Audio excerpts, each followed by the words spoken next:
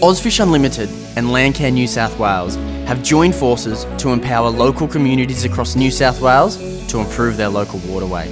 In the past year, we've been focused on improving the health of 15 rivers across New South Wales, and we're ready for round 2. Check out some of the work that we have achieved in the first year of our partnership.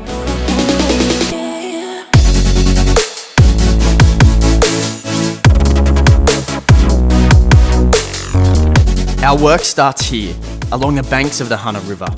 Here, we've restored 500 metres of riparian vegetation and replaced weeds and an unstable riverbank with a corridor of native trees and plants. This project is set to boost fish habitat in the region by increasing shade, attracting food sources, and ensuring native species of vegetation outcompete any invasive weeds and shrubs.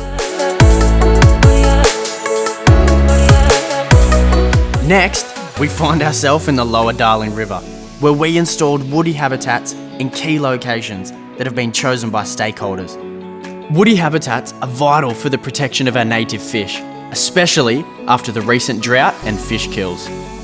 By placing logs and root systems along the banks of the river, we are creating a place for native fish to seek shelter, breed, and ambush prey.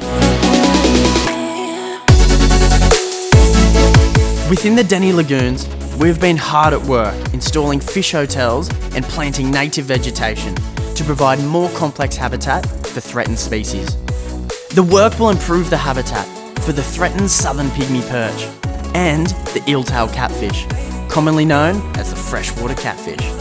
And it's safe to say they will no longer be easy lunch for the local bird population. In the Murrumbidgee River, we re-snagged 15 large woody habitats installed at key sites along the water's edge. This will provide native fish, like the mighty Murray cod, a place to feed, breed and seek shelter, especially when that sun is beaming down on the water. We're proud to say that if you fished the Leeton Bidgie Fishing Classic, you supported this habitat project that will improve the future of local fishing. Our work in year 1 didn't just stop there. We hit another 11 locations, totalling 15 restoration sites across New South Wales. In Lake Albert, we undertook a native restoration project to assist in reducing further erosion and sediment issues within the water. In Schoolhouse Creek, we started an urban fish project by planting riparian vegetation on the water's edge. In Boggy Creek, we are revegetating over 800 metres of creek bank with 9,000 native trees, replacing a camphor laurel, which is a species of evergreen tree, and giving bass habitat a massive boost.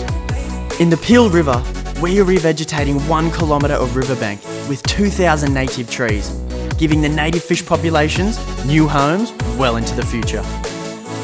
In the Brunswick River, we are planting 400 native trees along 500 metres of bank. And finally, in the Georges River, where we are conducting eDNA sampling for the endangered MACQUARIE perch. And that was only in a year.